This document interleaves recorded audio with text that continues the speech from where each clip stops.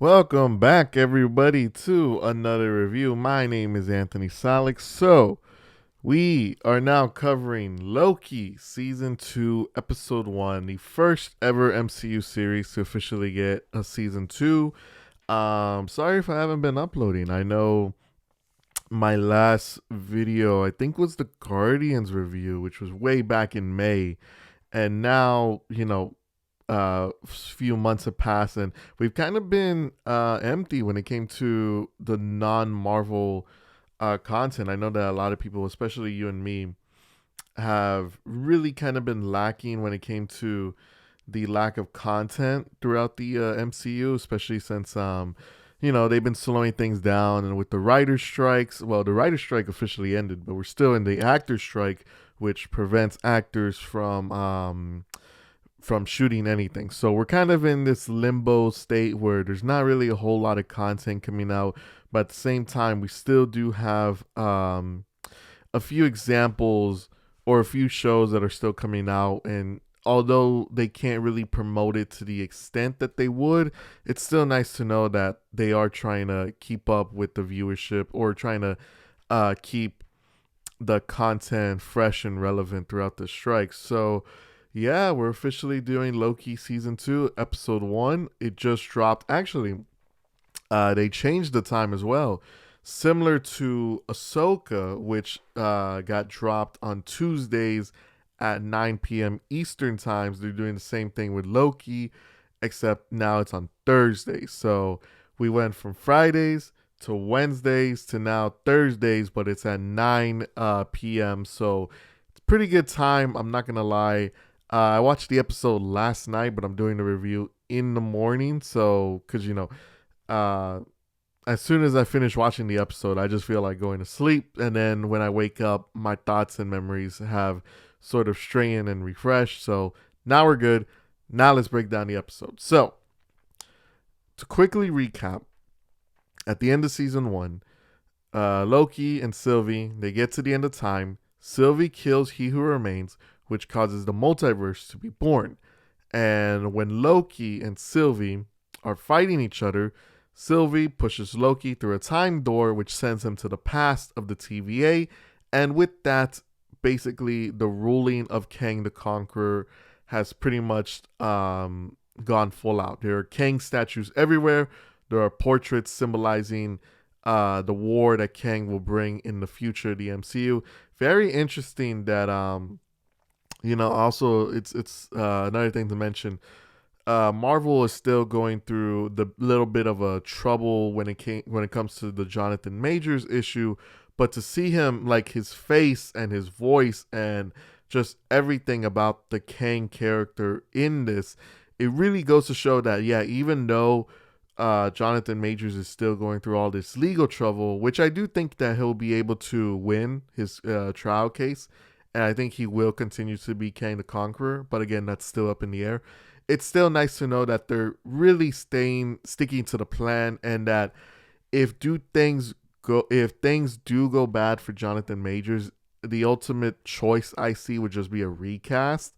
So that's could be a possibility, but it's nice to know that they're still sticking with their plan of making Kang a very integral part for season 2. So, fast forward throughout the episode, we finally learn why Mobius and Hunter B-15 didn't recognize Loki, and that's because it takes place in the past. Essentially, even though the TVA supposedly exists a place without time, time still does pass. So when Loki got sent through the door at the end of season 1, he ends up in the past of the TVA.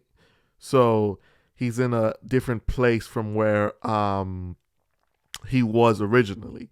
And when he encounters Mobius in this timeline, Mobius doesn't know him, so therefore he's kind of a stranger to it all.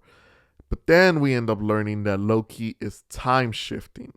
And essentially, what that is that his body is essentially teleporting from the past to the present to the future, and he's unable to control it. So, the whole point of this episode is to really establish that the multiverse and the TVA are in full swing. and that Loki has to find a way in order to fix his time shifting. So again, this is sort of the journey that we're picking on, where the multiverse is in full swing. Kang, it seems to be like he's in control, but I think we'll find out later in the season.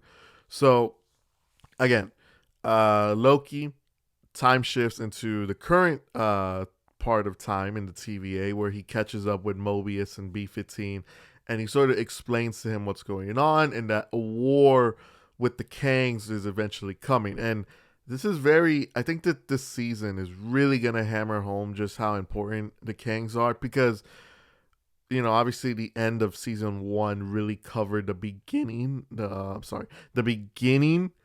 of a Kang. Obviously, Quantumania gave us a version of Kang, but I think Loki season 2 is going to establish the essential council of Kangs that exists. Now, obviously, we know that we're going to be meeting one variant, that being Victor Timely, later on down the line, but I think that he is only going to be a small portion of what this season is going to be showing us later on. So, fast forward, Loki and Mobius end up meeting QB, or Ouroboros, I think that's what his name was, played by the legendary actor. I don't know his name. I'm just calling him QB, but he's such a cool actor. He was in Everything Everywhere All at Once. So essentially, what the plan is that with Loki traveling back and forth through the present and the past, he's able to communicate with QB and basically come up with a solution in order to fix his time shifting. So he basically comes up with a pretty comedic plan, traveling back and forth, communicating with QB in the past in order to create a device that can help him in the present. So we get that.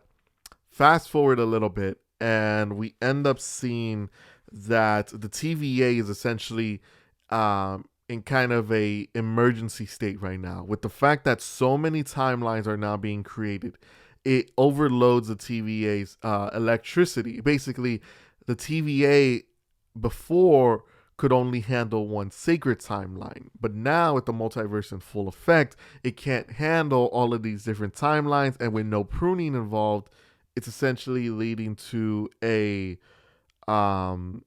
overload when it comes to the TVA's engineering. So part of the plan is to help not only Loki, but to also be able to help the machine that is capable of running the TVA, help it to be able to handle all the overloads. I have seen a lot of people say that episode 1 was very confusing, and there were moments in this episode where I did get a sense of that, more specifically when it came to the part of the big machine, the one that takes raw energy and raw time and produces it into sacred branch timelines. That was the only part that really got to me. I feel like if I watch it like maybe 2 or 3 more times, I'll be able to understand it a little bit better. But it was really, really well done, and I really loved the way that it looked. It was so, so great.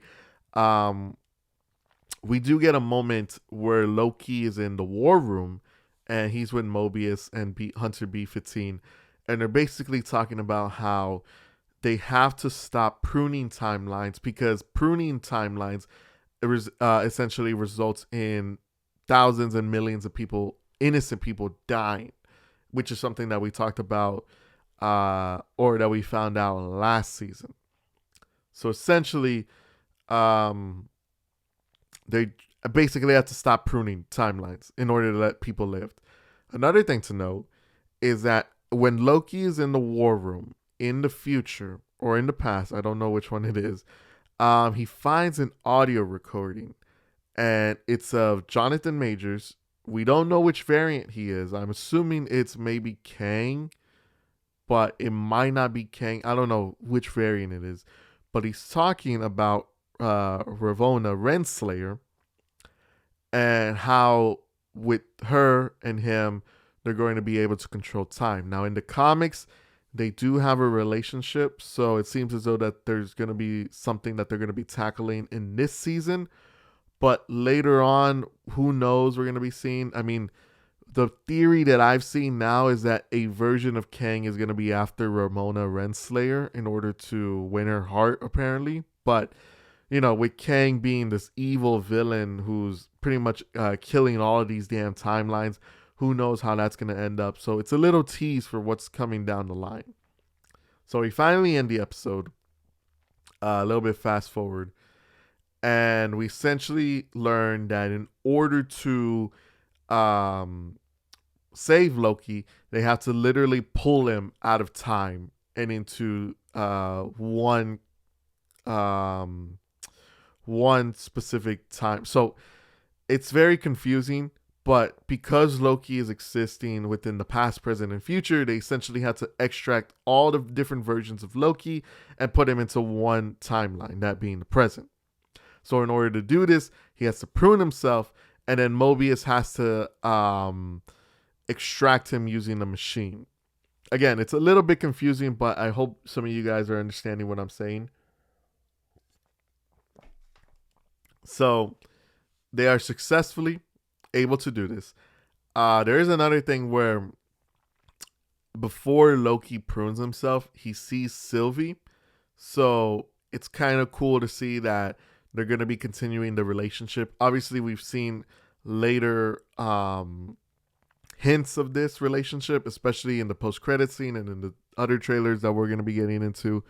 But at the end, Loki is able to prune himself. Mobius is able to fix the machine. Loki is now fully fixed from time slipping. And the episode ends with Loki basically saying, we got to find Sylvie.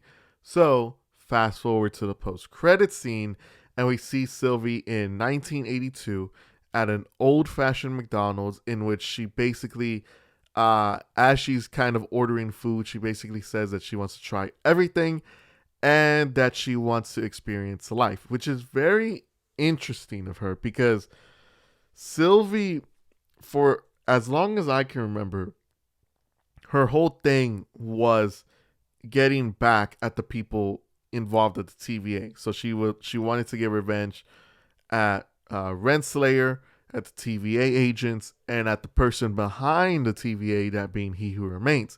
Obviously, she's completely gone through that, more specifically killing He Who Remains.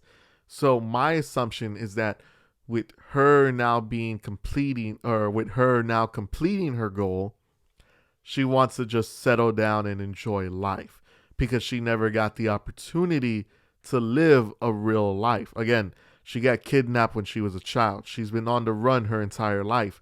And now, after finally killing He Who Remains, she finally wants to settle down and enjoy life, which I think is something that we're going to be seeing in the future episodes. But ultimately, we know that she's going to be teaming up with Loki again to uncover the real secrets behind the Kang variants, starting off with Victor Timely. So overall, great episode. I enjoyed it. Again, it is a bit confusing, especially when we get into the TVA machine and repairs part. I really got a little bit confused. I'm going to be watching the episode maybe one or two more times to see if I can fully understand that. Or if not, watch some YouTube videos. I've seen a couple of YouTubers out there who are really breaking down the whole concept of episode 1. So it should be helpful. A lot of people out there on the internet. But that'll be it. As far as episode, it was confusing, but I enjoyed it. I'm gonna give it an 8 because I think that we can only go up from here. I also heard that episode 2 is little bit confusing, so hopefully we get a good episode next time. I really do think that this series, a lot of people have been saying that this series is gonna bring back Marvel. I mean, I don't think Marvel's completely fallen off. I think they've taken some massive dives, but I don't think that they completely fallen off from what they used to be. I still think that they produce quality content. It's just that some certain directions, like with She-Hulk or with Secret Invasions, have ultimately, hurt the brand of Marvel. And especially when you have such a giant superstar like Marvel, any bad hit is automatically seen as like a massive downfall. So, but this is off to a great start. I can't wait to see it. I love it. it feels like I'm watching like the prologue to like Avengers Kang Dynasty or something like that. Like I feel like we're getting super close to that big epic crossover that we're going to be getting in like 3 years. So I can't wait to see it. Anyway, guys, that will be it for today. I hope you guys really enjoyed my review. Please be sure to leave a like, comment, and subscribe. We'll be doing reviews throughout the next 5 weeks for Loki. And yeah, guys, until next time, I will see you all later. Peace.